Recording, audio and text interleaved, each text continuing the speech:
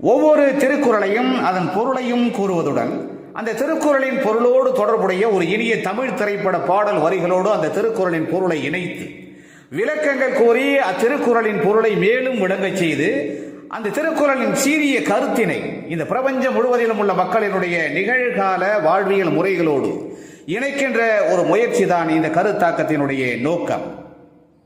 அந்த முயற்சியிலே இன்று நாம் எடுத்துக்கொள்ளும் திருக்குறள் எண் 420. பொருட்பாலிலே அரசியலிலே கேள்வி என்கின்ற அதிகாரத்திலே அமைய பெற்றுள்ள அந்த திருக்குறள், செவியின் சுவையுணரா வாயுணர்வின் மாக்கள் அவியினும் வாழினும் என். செவியின் சுவையுணரா வாயுணர்வின் மாக்கள் அவியினும் வாழினும் என்.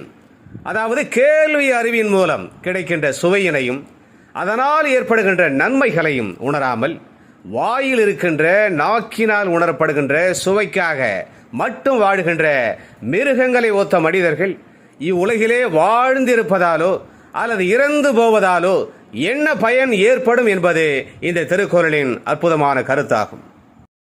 கேள்வி அறிவினால் கிடைக்கின்ற சுவையும் அந்த சுவையினால் ஏற்படுகின்ற நன்மைகளும் ஏராளம் ஏராளம். தனக்கும் பிறருக்கும் மிகுந்த பயன்களை விளைவிக்கக்கூடியவை அவை.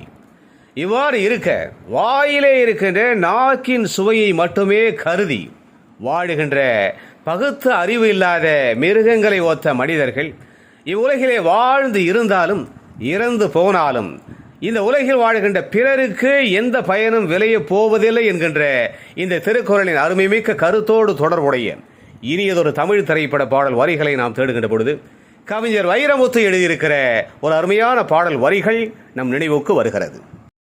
இந்த நடப்பு உலகிலே வாழ்கின்ற இளைஞர்களில் ஒரு பகுதியினர் அறிஞர்களின் ஞானிகளின் இந்த உலகியல் வாழ்க்கையை உணர்ந்து அறிந்த சான்றோர்களின் பெரியோர்களின் வார்த்தைகளில் இருக்கின்ற நன்மைகளை அதில் இருக்கின்ற தேனினும் இனிய சுவையினை உணர்ந்து செயல்படுவது இல்லை என்பதற்கு அடையாளமாக அமைந்த அந்த பாடல் வரிகளிலே ஒரு இளைஞர் கூட்டம் இவ்வாறு தமது உள்ளார்ந்த எதிர்மறையான உணர்வுகளை வெளிப்படுத்தும்.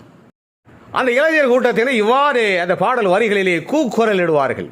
நாங்கள் சோறுண்டா சட்டி சட்டியாய் தின்போம், ஆனால் நல்ல அறிஞர்களின் எமக்கும் மற்றவர்களுக்கும் நன்மை தரக்கூடிய பேச்சுகளை கேட்டு அதன்படி நடக்க மாட்டோம். ராத்திரியில் தூங்காமல் இங்கும் அங்கும் அலைவோம். அப்படியே தூங்கினாலும் விடியற் காலையிலே எழுந்து எமது கடமைகளை செய்ய மாட்டோம். நாங்கள் இளவட்டம் இளைஞர் கூட்டம்தான். எங்களின் இத்தகைய கொள்கைகளை உடைய கட்சி எங்கும் பரவட்டும் பரவட்டும் என்று இளைஞர்களுக்கு, வருங்கால இந்நாட்டின் மன்னர்களுக்கு ஒரு எதிர்மறையான எண்ணங்களை உடைய, பிறருக்கு எந்த பயன்களையும் விளைவிக்காத வேடிக்கை மனிதர்களாக அந்த தீய பொறுப்பற்ற இளைஞர்கள் பாடுவதாக அமைக்கப்பட்ட அந்த பாடல் வரிகள் இடம்பெற்றுள்ள திரைப்படம் 1985 வெளிவந்த கன்னிராசி.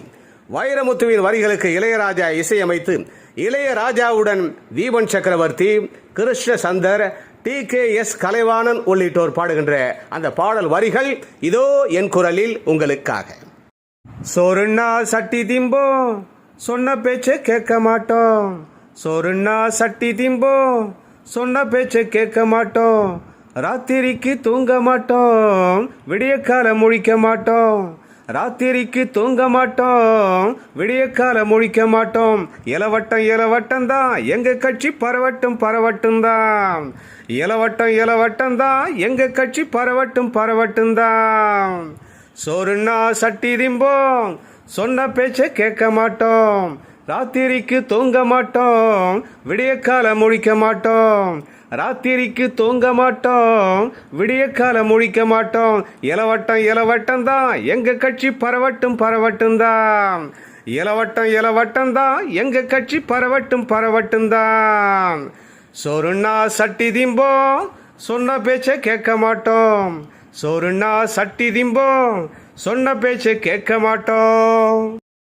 எனவே கேள்வி அறிவின் மூலம் கிடைக்கின்ற சுவையினையும் அதனால் ஏற்படுகின்ற நன்மைகளையும் உணராமல் வாயிலே இருக்கின்ற நாக்கினால் உணரப்படுகின்ற சுவைக்காக மட்டும் வாழுகின்ற மிருகங்களை ஒத்த மனிதர்கள் இவ்வுலகிலே வாழ்ந்து இருப்பதாலோ அல்லது இறந்து போவதாலோ மற்றவர்களுக்கு எந்த விதமான பலனோ பயனோ ஏற்பட போவது இல்லை என்கின்ற இந்த திருக்குறளின் கேள்வி ஞானம் பற்றிய அருமையான கருத்தினை தெளிவாக அறிந்து உணர்ந்து நாமும் கேள்வி அறிவினை சிறப்பாக பெற்று வாழ்விலே புகழையும் மேன்மையையும் அடைவோம். மீண்டும் ஒரு இனிய திருக்குறள் திருக்குறள் எண் 421. திருக்குறளின் 43வது அதிகாரமான அறிவுடைமை என்கின்ற அதிகாரத்திலே அமைய பெற்றுள்ள அந்த திருக்குறளின் பொருளோடு தொடர்புடைய இனியதொரு தமிழ் திரைப்பட பாடல் வரிகளோடு நாம் விரைவில் மீண்டும் சந்திக்கலாம். அதுவரை அன்பு வணக்கம் கோரி விடைபெற்றுக் கொள்வது உங்களுடைய அன்பு ஆராய்ச்சியாளன் முனைவர் கா. சிவசங்கர். மீண்டும் சந்திப்போம். நன்றி, வணக்கம்.